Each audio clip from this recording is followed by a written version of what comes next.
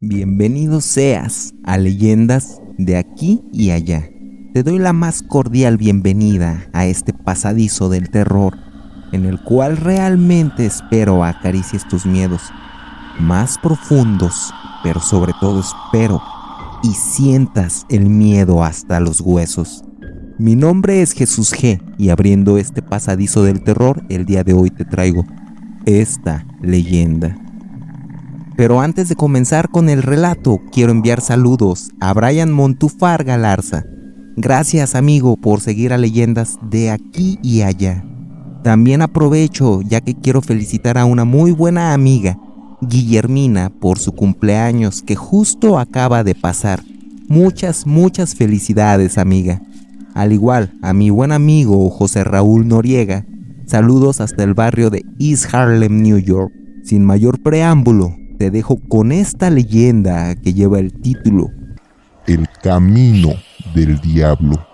Hace ya bastantes años, en una región rural de Colombia, existía una madre e hijo.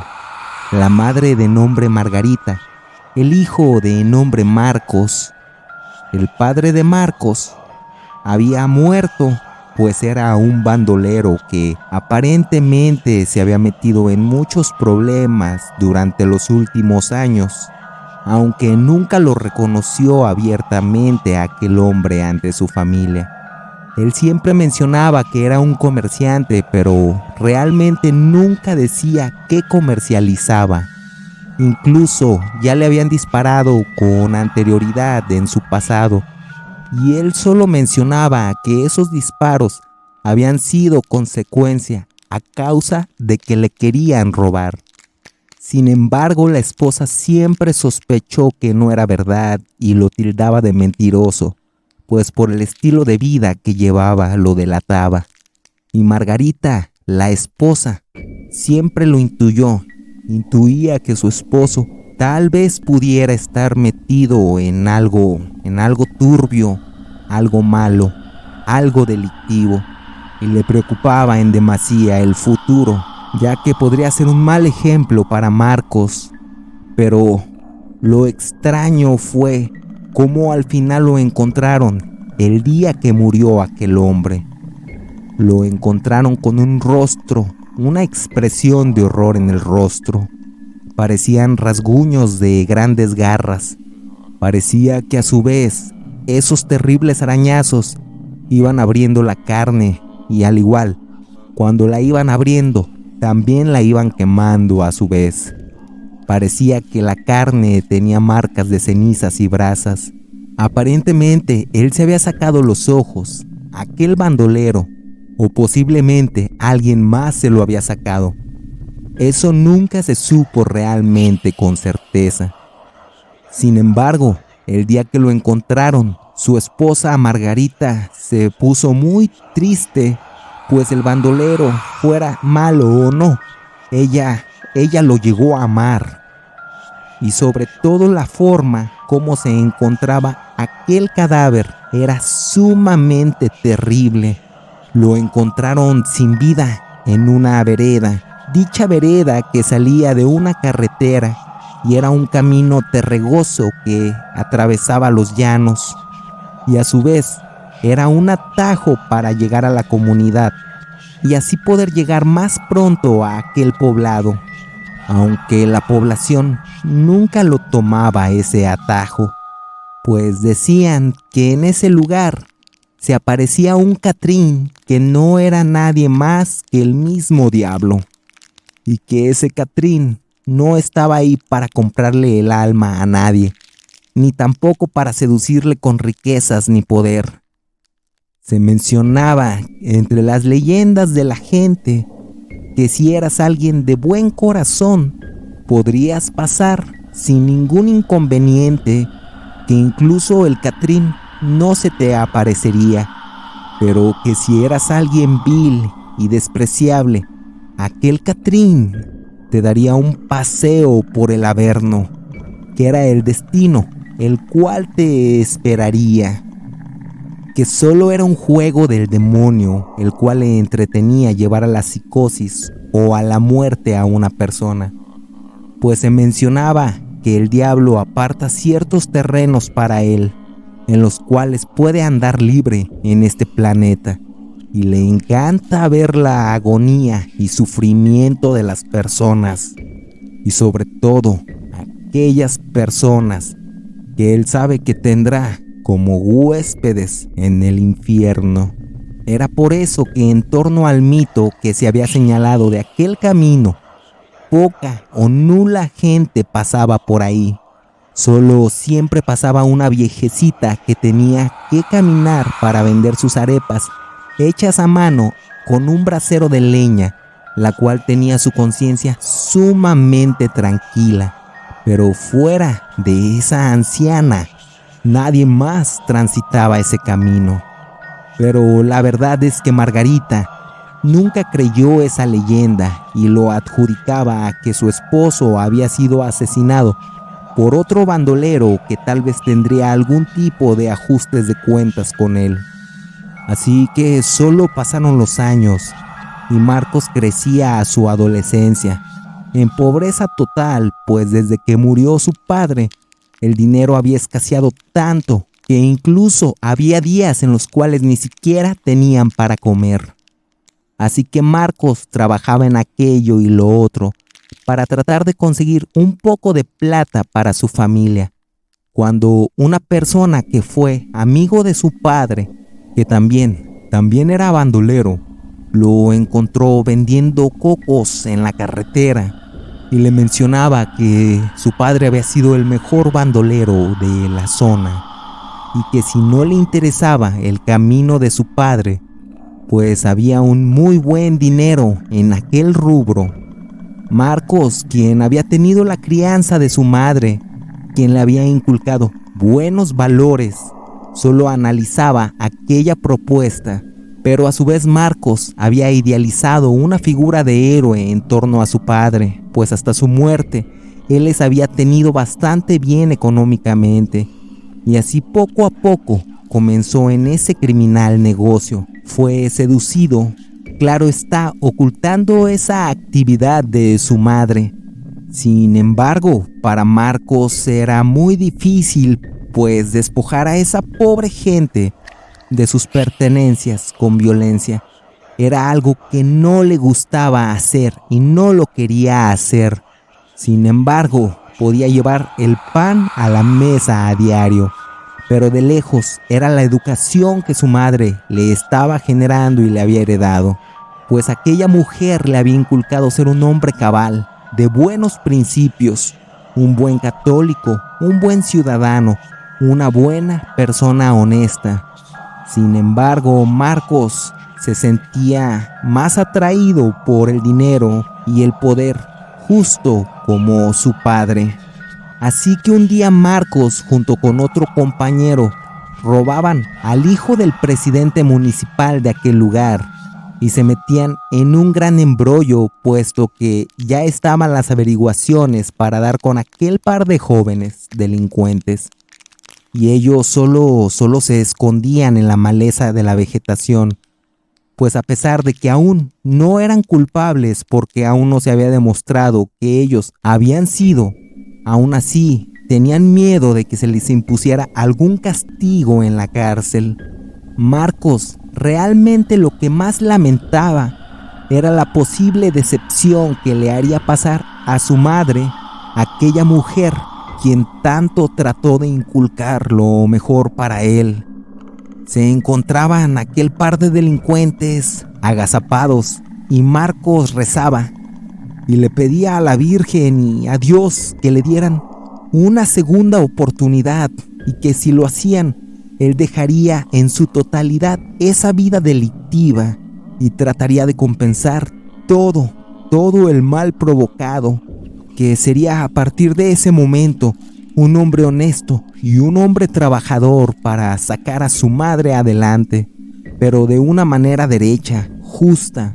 Así pedía a aquel joven bandolero con una gran fe que le ayudaran. En eso escuchaban a un perro un tanto cerca, así que aquel par de maleantes solamente corrían entre los árboles y maleza con el fin de no ser atrapados. cuando de repente ya habían llegado a la carretera. La cruzaron y solo había dos caminos. Uno era por la carretera, donde muy probablemente serían atrapados, y el otro camino era aquel camino que se conocía como el Camino del Diablo, al cual la gente tenía bastante temor pasar por ahí, pero sobre todo en la noche. Era totalmente evitado sin importar la urgencia que tuviera aquella persona. Así que Marcos y su compañero solo se persinaban y se adentraron a aquel camino terregoso. Cuando las personas que les perseguían se encontraban en las puertas de ese camino, los perros ladraban directamente en dirección a ese camino, pero a su vez aquellos perros se resistían a entrar. Incluso parecía que había algo que les atemorizaba a los canes. Y no solo a los canes, también a aquellas personas de aquella diligencia que se encontraban en búsqueda de los bandoleros. Así que aquella diligencia, por ese miedo infundado, decidían optar por desplazarse por carretera.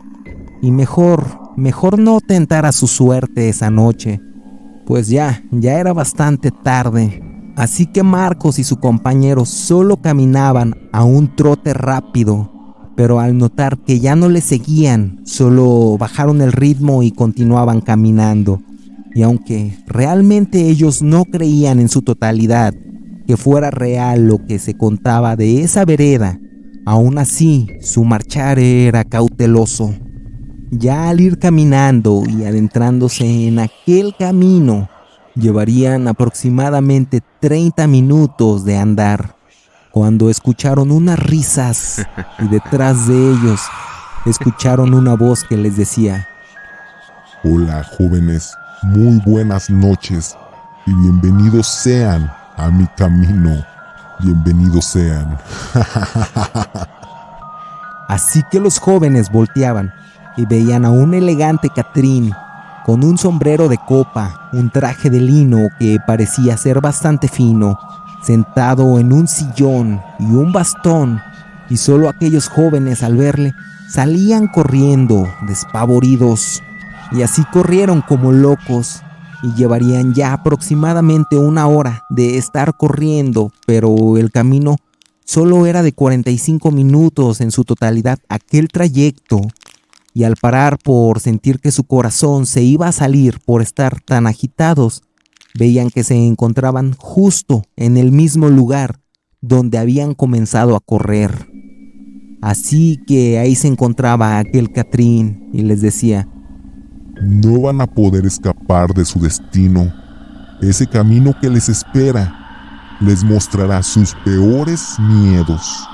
A su vez, todas las consecuencias de las acciones de sus vidas y los horrores que tendrán cuando lleguen al infierno conmigo, producto de esas acciones. Espero disfruten el camino. Y así se despedía aquel Catrín, solamente silbando. Rezaban por no volver a ver al Catrín nuevamente, y por la incertidumbre y esa vibra pesada que se desprendía de ese terrible lugar, cuando entraron en un lugar del camino, que veían a unas personas desnudas, lamentándose y quejándose, con un caminar errante. Al acercarse, veían que esas personas tenían los ojos y la boca y la nariz cosida con alambre de metal. Aquellas fosas las tenían remendadas, y a su vez llevaban unas gruesas coronas de alambre de púas que se encontraban bastantes oxidadas, y a su vez ya se habían encarnado a la cabeza de aquellas personas. También observaban que llevaban los pies envueltos con alambres de púas también oxidados, que ya también a su vez se les habían encarnado. Las manos las llevaban amarradas con cadenas, de las cuales les colgaba una pesada bola de hierro. Los jóvenes, al ver esa terrible estampa, solo se quedaron horrorizados y se disponían a regresar por ese mismo camino. Pero al dar la vuelta, veían al Catrín nuevamente, que estaba ahí sonriente, y les decía que esa era la eternidad que les esperaba a esos miserables que estaban viendo a aquellos bandoleros, pues que en vida habían sido personas avariciosas, mentirosas, sobre todo siempre habían engañado, que disfrutaban el mal ajeno, que disfrutaban y deseaban que le pasara algo malo a otra persona, que eso simplemente les daba satisfacción, y que a su vez eran personas doble cara y sumamente envidiosas del éxito de alguien más. También el Catrín les mencionaba a los jóvenes delincuentes que tenían que seguir su andar en ese camino que les había prometido que les mostraría el infierno y que lo cumpliría, que apenas estaban comenzando. Así que Marcos y su compañero solo pasaban entre ese grupo de condenados infernales, escuchando los terribles lamentos, viendo su agonía y sufrimiento. Así, a los minutos de caminar entre aquellos desdichados, salían nuevamente al camino, volteaban y ya no había nada. Así que solo continuaban con su marcha, cuando, posterior a eso, ya llevarían algunos minutos de recorrido de aquel camino y comenzaron a percibir un olor bastante putrefacto, bastante intenso, y veían un gran campo de brasas ardiendo al rojo vivo que desprendían un intenso calor. Esa estampa les regalaba una hórrida imagen, y veían gente sin piernas arrastrándose por esas brasas. Todas las personas pedían agua. Parecía que era la única palabra que conocían. Lo decían con una voz, de una boca que se escuchaba sumamente seca. No tenían piel, solo la carne expuesta a esas intensas brasas por toda la eternidad.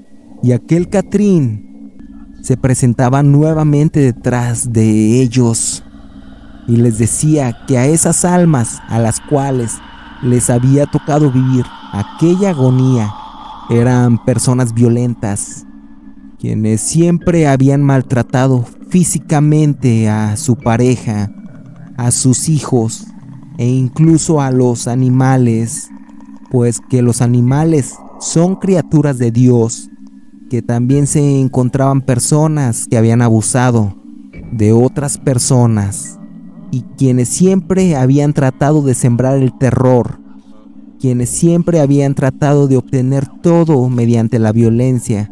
También que se encontraban personas que por el poder que adquirieron en vida, como los políticos, que habían empobrecido a muchas personas sin importarles que solo para tener más poder y dinero le hicieran el mal a mucha gente.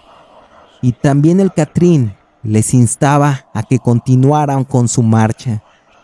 Y esos jóvenes iban caminando por un pequeño sendero que no tenía brasas, e iban llorando aterrados cuando se escuchaba que una lágrima caía en una brasa ardiendo.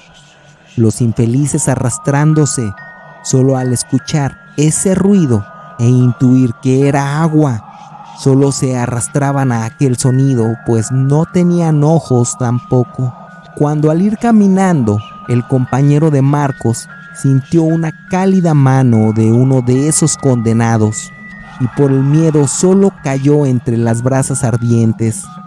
Así gritaba y se quemaba parte del cuerpo y la ropa. A los pocos segundos que cayó, sentía la lengua de uno de esos entes que se arrastraba, pasándola por la cara para lamer las lágrimas. Esa lengua se sentía como una cálida lija. Así que Marcos rápidamente lo ayudó a pararse y nuevamente lo incorporó al camino. Y así continuaron con su marcha. Así que al ir caminando, poco a poco, salían de ese paisaje de brasas y deshichados sin piel, hasta que nuevamente regresaban al camino terregoso y el evento se volvía a repetir. Volteaban y ya no había nada. El compañero de Marcos solo le mencionaba que él ya no podía continuar, que tenía la cara quemada y el brazo también. Ya tenía ampollas y así solo le mencionaba a Marcos que simplemente lo dejara ahí, pues él ya no podría, que se estaba volviendo loco, que haya sido 1000 veces mejor que la policía les hubiera agarrado.